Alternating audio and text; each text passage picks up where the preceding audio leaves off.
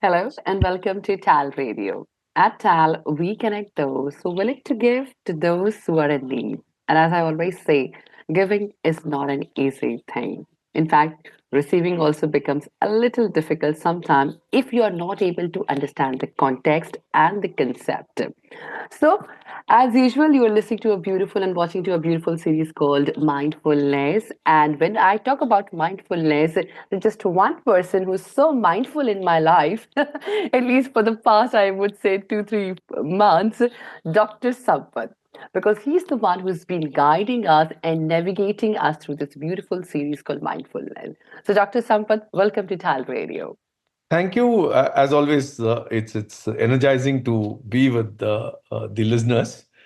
I just wanted to tell you one thing as you spoke about giving and receiving. Our culture is I don't know if any other culture believes in this, but in our culture, we believe that the receiver is as important as the giver, for the giver cannot exist without the receiver. So our audience are very, very important for giving us the opportunity to be able to give. True. So they are actually, this giving and giving is a very looped experience. And we are thankful for having the opportunity to be able to share. And that is being provided by those who are listening to us. Lovely. Thank you so much for your kind words. And I'm sure our audience is really loving this series and the kind of reaction, the kind of comments that we are getting that really motivates us to, come back week after week. Thank you. All right. Let's kickstart today's, episode. And this is going to be all about assessment-driven analytics. So when we talk about this, how would you define it, first of all, Dr. Sampath? Like, what exactly is assessment-driven analytics? I think even before going into assessment-driven analytics, we need to understand analytics itself. I think a decade ago, we all spoke a lot about big data, analytics, and analytics as the solution for everything. And there was a number of papers written by all big five agencies. So there's a fundamental difference between business analytics or any other analytics vis-a-vis assessment-driven analytics. Generally, if I take analytics from a people perspective, analytics uses the secondary data available. To make it very simple, if there are 50 variables and if 45 variables match between you and me, it said that we are likely to behave similarly and therefore we can predict your behavior. And when I say secondary data, it is our place of birth, time of birth, college we went to, the kind of economic freedom we had, or socioeconomic group we belong to, a number of such variables, the subjects we studied. But as a pure behavioral scientist, I believe that even twins who have hundreds of variables common don't behave similarly. So therefore, this big data, all are useful in a non-personal areas. You can do a big data analytics to verify a signature, whether it's signed by the individual or is it forged. But it is not something that you can predict. If A does this, B also is likely to do this. It is not foolproof. That's what I want to say. And as time has already shared or time has already proved, that big data, when it came to people dimension, did not take off as one thought it would take off. Now, assessment-driven analytics is something which is based on primary data. Secondary data is data which is available everywhere. Primary data is data which we create then and there. Like if somebody wants to do analytics on me or a group of people, then we take a feedback from people around us. And that is the assessment we take. And that assessment data becomes the basis on which a number of analytics is done. Of an individual, also of a group. So that is the basic difference between analytics from a secondary data. Assessment-driven analytics is born out of primary data. Primary data. And when you talk about assessment, does it mean that it has to be a certain kind of a physical setup where people need to, show their qualities or maybe fill up a form or, be a part of quiz system? Or is it like, what exactly is that system all about? See, there are, age-old, 30, 40 years ago, we used to have something called as in basket and the army selections, where people put you into a number of situations and see how you respond and decipher the kind of personality you are, and they decide whether you're fit for the army or not, or any forces for that matter. I have been through two selection processes, and I was selected both times. And I was fascinated by the selection process. But with that process, you can only do individual analytics, and it is not some data which is available on the computer to do analytics. It is based on the observer and the observed. Like I'm the observed in an army selection process. The psychologist is observing me and doing certain analysis of my behavior and giving a certain report indicating whether I fit the requirement that an army officer has or I don't fit in. So therefore, even in the corporate, we used to have something called as in basket, where a number of activities, you do those activities and people will observe you and give you feedback on how you perform so that you can change and you can improve, you can be evaluated. But the analytics that we are talking about is a marriage between data science and assessment, where we Okay. yeah, so where we have a data that is born out of an assessment, which is typically a questionnaire or a assessment tool which is used, where you rate yourself and you get yourself assessed by your team members, your colleagues, your reporting manager, and that data is in the back end. And then you look at the analytics that is born out of that data. So if I have, let's take an example, we have a organization with 100 people, and all the 100 people have been through this assessment, where they've done a 360-degree feedback. They've received the feedback from all concerned, their team members, colleagues, and reporting manager. They have rated themselves. And when we have all the 100 people's assessment data in the system, we can go and segregate them into sub-teams and look at each team's SWOT, strength, weakness, opportunity, threat. We can look at what is their learning need analysis. We can do lots of analysis. And this analytics will definitely help. And I'm fortunate to have created one of the very popular and very first of its kind analytics platform called letsoptimize.com, where we have created analytics where we can give very, very interesting data, where you take a person from one group and put him in another group or her in another group and tell how well this person will fit into that group. What will be the value add they'll bring to the group, and what will be the value they'll take from that group? And is this fitment going to benefit the group, or is this fitment not going to benefit the group? So we can do all kinds of analytics in behavior. But that is, I'm somebody who believes that it has to be based on primary data. It can't be based on secondary data. Secondary data is not that reliable when it comes to behavioral analytics. And we are talking here about behavioral analytics. So, Dr. Sampath, when we talk about assessment-driven analytics, especially with respect to organizations or corporates, or it could be in any institution. So, when people participate in it, so does it just help to evaluate them, or can it actually enhance their performances also, as such, maybe in professional, personal life, whatever it is?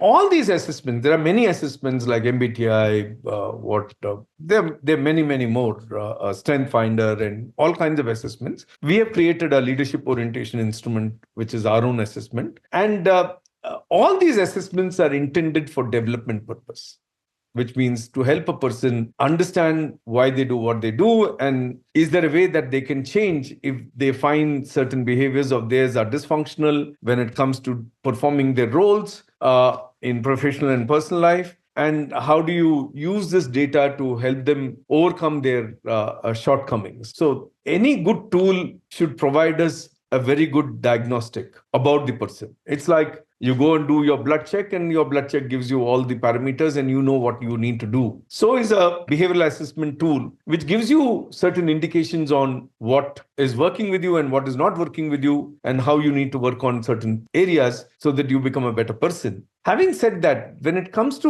behavioral analytics and behavioral assessment, there is one caveat which I tell people to keep in mind while using these instruments. None of us have access to absolute truth. Okay. That's the absolute truth, maybe. None of us have access to absolute truth about anybody, including oneself. So when we take feedback from others, we are only getting their perceptions of us. And each of our perception of somebody else is also governed by our own personality. But having said that, in the absence of truth, perception is real. What I mean by that is, I will interact with you based on how I perceive you as a person rather than who you are as a person. I have no clue who you are, but I perceive you to be like this. Therefore, I interact with you like this. But the beauty about assessment, when we particularly do it in a 360, get more people to assess you, is if many people see the same thing in you, maybe there is some truth about it. And you may have to pay attention to that part if that is being really dysfunctional in you. But if one person sees and the remaining seven or eight don't see that as a weakness, then it might be still worthwhile to examine, am I being a little different with this one person while not being the same with the other seven or eight people who have assessed me? Could also be a point of exploration or a point, food for thought for you to work on yourself. But the truth of life is, we are all living in a world where we perceive each other and we respond to each other based on what we have perceived about each other. And that perception, if we can decipher, it will be very, very useful in enabling our growth. So, when we talk about behavioral analytics, so are there any kind of key metrics or indicators which can really tell us that, yes, this is very close to reality and truth, actually? So, if for a tool to be reliable and valid, there are many statistical processes which we use. We use a test retest to ensure a tool is reliable.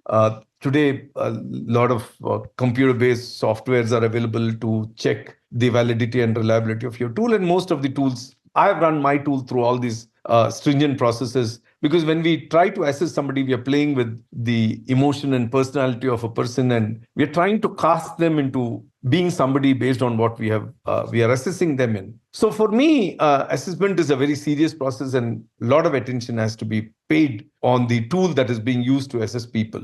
Now, every tool has one disadvantage I've seen that many tools have is, because it is so difficult to assess the uniqueness of a person, they try to pigeonhole a person. Like MBTI puts the entire world into 16 pigeonholes. Then they do a lot more deeper analysis of the person. But I believe if there are 6 billion people, 6 billion unique individuals exist, for not having a tool that can measure the uniqueness of each person, we cannot pigeonhole them and put them into a category of people.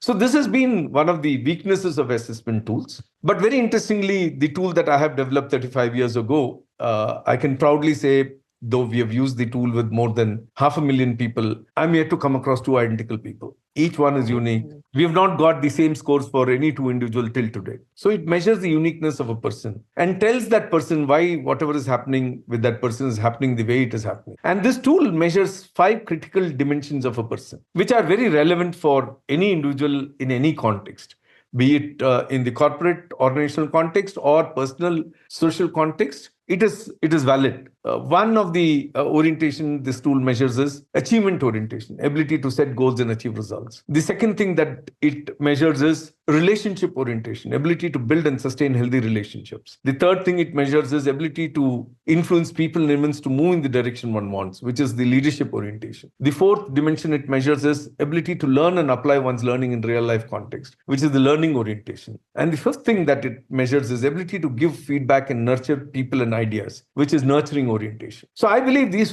5 are very critical in any dimension. As a parent, you'll have to nurture your children. You'll have to nurture each other. You'll have to give feedback to each other. Are you in a position to give feedback in a way that it helps the other person to grow? You'll have to learn and apply what you learn in real life. You'll have to learn to lead and influence. You'll have to learn how to build healthy and sustainable relationships. You'll have to learn how to set goals and achieve results. So we work on these 5 critical dimensions, and we do a lot of analytics on each of these orientations. So, when we talk about all these orientations and we talk about assessments, so there's certainly a factor that's called technology. We all are a part of it, it's a part of our lives. So, what think the all these advancement in technologies and AI coming so big into picture in every sphere of life, not just work, professional also. I mean, what kind of trends do you foresee, coming up in the future for not just employees or an organization, but for employers also? I'm right now with my team working on a leading edge process where individuals and groups can learn and get into a learning and development journey. And we see the power of AI in this. You can literally talk to AI and say, hey, give me my SWOT. What are my strengths? And AI will tell you. AI can tell you which are the areas that I need to start focusing on. AI will give you, or you can say, give me three top areas that I should focus my energy on for next 6 months. It will give you three areas. And you can again go and ask the AI, okay, what are the things I need to do to build these three areas? And AI will give you responses. It is like a live coach who's supporting you in your learning and development journey. And I can tell you, AI is going to uh, become your virtual coach in supporting you to grow into the kind of person you want to be. That is not far away at all. And we ourselves are likely to come up with a prototype in another 4 to 5 months. That's And working wonderful. on that is so exciting for us. So, so when you say that, the AI can assist us so beautifully that they can really tell us our SWOT, like there are strength, weakness, and all those things, and other things also something that we need to work upon, the gaps that we need to bridge in our personality or maybe work areas, or as such the traits in us. So, is it something like what an X-ray or an MRI machine that it just gets to know everything about you? It is, in fact, my understanding of AI and the use that I see of AI is if you have this tool that we are talking about, if you're going for a critical meeting, you can, before going for the meeting, ask the AI, hey, I'm going for an important meeting. What are the points you want me to keep in mind about myself, my behavior, so that this meeting will be more fruitful for me? AI can give you some tips. So it has an ability to understand you based on the data that you're provided. One thing that we all have to be clear: garbage in, garbage out. If you give quality input to the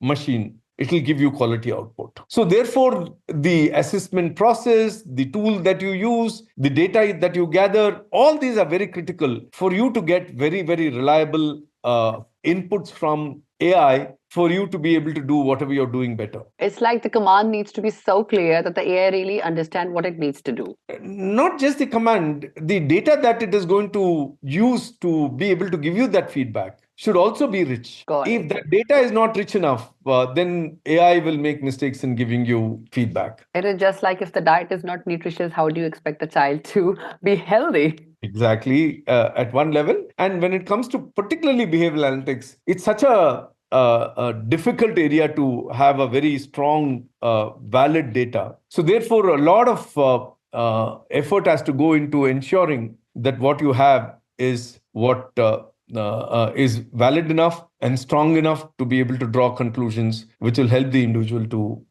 deal with many situations. All right. So moving on, when we talk about organization, when we talk about institution, so is there like any kind of a success story, especially when it comes to behavior analytics, that you could just share with us or throw some light that it has really improved team dynamics and of course the productivity of the team, overall productivity? Oh, but there are definitely many stories, but one story that I will share is, we were doing a work with a team in Malaysia when they were building the second Penang Bridge. The project was for 4.5 years. They were 1.5 years into project, 6 months behind schedule. They were still taking money from the corporate, unable to manage within the project finance. And the MD of the company was very disturbed by the team's performance. And when he asked us, "Can you do something about it?" we went and worked with the team. We helped them create the vision, values, and all that. And then we did the analytics and showed them what is actually biting them and where the weaknesses are and how they need to work on them to be able to perform better. So, to cut the story short, at the end of the day, within 6 months of our intervention, the team started managing its own finance. They didn't come to the corporate. They were working much better than what they were earlier working. And they finished the project 3 months before schedule. And that project was covered by National Geography under mega structures. And the team was really, really rewarded for the way they performed. This wouldn't have been possible, as shared by the project director, without the intervention and the analytics that we did for them. Because one was trying to figure out why what it was not working. but they didn't have the data points to lay their fingers and start doing remedial measures. Therefore, I think analytics helps if it is used for the right purpose. I think there's a danger when we try to use analytics for discriminating people. As long as you use analytics for developing and growing people, it'll be of great value and it'll help people. And analytics will also, I mean, at the end of the day, what is a business without people? If you walk into an office on a Sunday, you'll only find tables, chairs, and assets. But on a Monday morning, the life of the organization comes when people walk in, and those who work there, they are the ones who create the culture of the organization. And if you have to understand the culture of the organization, you'll have to understand those individuals who run the organization. So therefore, analytics can help us do that very well. And are there any patterns to it? Like when we talk about behavior analytics, like do people show some kind of patterns, like repetitive patterns, or because I've heard so much about all these things. Yeah. So I make a very jovial statement. First half of my life, I'm busy making conclusions. The remaining half, I'm busy proving them. Oh, The minute I start proving my conclusions, I've already got into patterns. So we all have a tendency to believe what worked or what brought success once has the potential to bring success again. So we tend to limit ourselves. So therefore, there are patterns we get into with or without our own knowledge. And those patterns become very repetitive. Unfortunately, there are no two identical situations. And when there are no two identical situations, how can what worked once will again work in another situation, which is not identical? There has to be some small shift if it has to work in the other situation. Because at least in one dimension, the situation has changed, which is time. So therefore, we are not into the same situation. There's a very, very powerful proverb, Japanese or Chinese, I don't remember, which says you don't walk into the same river twice because the river is flowing. Okay. True, very true. So you don't take two dips in the same kumbh because the river is flowing. Absolutely, because the water is always flowing. Therefore, I think we need to be relevant in whatever situation we are. And if you did what you did, you will get what you got. And if you do what is needed, you will be able to get what you need to get. So therefore, to be able to do what is needed, we should break away from those patterns.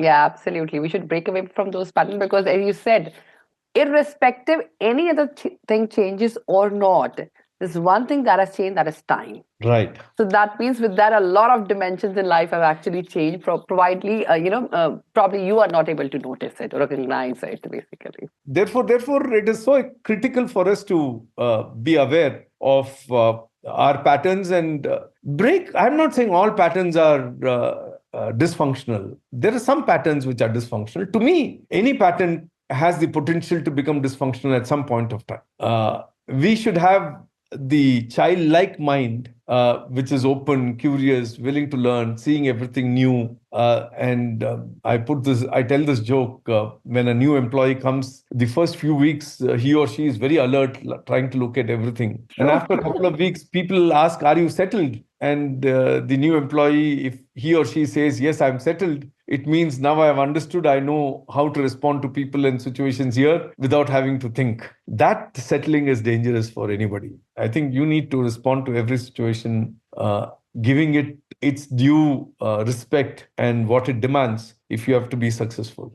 Absolutely. And I'm sure people who are listening to us right now must be really mindful about all these very things because, this is something that is changing a lot of things for a lot of people in today's world. And the best part is that people are accepting to these changes. So when we talk about organizations and we talk about institution and we talk about all these changes which are happening in technology and the workforce also, the kind of paradigm shift that we are seeing in the work culture that we are seeing today across the globe, how do you think, what steps can organizations actually take to ensure that they remain adaptable to these kind of changes in behavior analytics? It's a little longer question, but I hope you understood my context. Yes, I think 30, 40 years ago, knowledge was power. Anybody who knew things was very valued and became very valuable. Then came a scenario in which technology became powerful. I mean, if somebody had knew how to use technology to get things done, they were very powerful. I think today intelligence is going to rule the world. Now, I'll have to specify what I mean by intelligence. Intelligence is, to me, ability to create and add value, immaterial of what technology you have. Technology will provide you all support systems to create, but you will have to create it. So, if organizations want to grow, they will have to learn and they will have to continuously keep learning because things are changing so fast. If they don't learn, they can't adapt themselves. And there are millions of opportunities around us. If only we can see those opportunities, grab them before others can grab them, and be able to create something out of it, then we are going to be advancing into the future faster than our competition. So, therefore, that ability to see trends ahead of others and be there before others can be calls for a lot of thinking through, a lot of analytics, a lot of data shrinking, data mining, and data analytics that will help businesses, individuals, and organizations to grow faster. True. So be alert. I'm not saying we're not saying that you have to be on your toes, but be alert at least for all the upcoming and emerging trends. So, Dr. Sampath, if there is somebody out there listening to you right now and really wants to get connected to you and know more about all these things, what is the way to do that? As I told you, the best way is to shoot a mail to Sampath, Sampath, at arpitha.com. I would respond to those mails. And they also can follow some of our initiatives like the TAL Radio Talks and the Soul Kathas that we have created. The Soul Kathas is the Instagram handle, which people can go and see and enjoy the bite-sized videos we have created with a lot of life lessons, and keep growing and help others grow. What else we can do in this world? Absolutely. I think that's the biggest thing that we are doing, that, keep growing and help others to grow. So on that very beautiful note, dear listeners and my lovely audience, we are, taking a break for a while and we'll be back with the next episode. But thank you so much for tuning in and listening and watching to this wonderful series called Mindfulness. And today's episode was all about assessment-driven analytics, focusing primarily on behavior analytics. So, Dr. Sampath, your final words before we let you go, at least for today. I think in the race between intelligence and consciousness, consciousness will always win. So we don't have to worry about AI so much if we are self-aware and we have the ability to touch our deeper self and come up with solutions which could be far more powerful than what AI can do. But AI is a very powerful tool in the hands of right people. It can help you move things faster, get things done faster. As I was talking, the product that we are developing, because of AI, I can shrink the development time from 18 months to 6 months. In fact, even we are looking at being able to do faster than that. So therefore, every invention, every new trend has its strength and has its weakness. If we can focus on its strength and use it appropriately, we can learn and grow much faster than what we are. And Thank we are you. really learning and growing so much by listening to you. Thanks a lot for that. Thank you Thank so you. much for watching to this beautiful series. And this catch you up next week and definitely with some more amazing talks and a very beautiful topic coming your way. Thank you so much. Thank you, Sandy.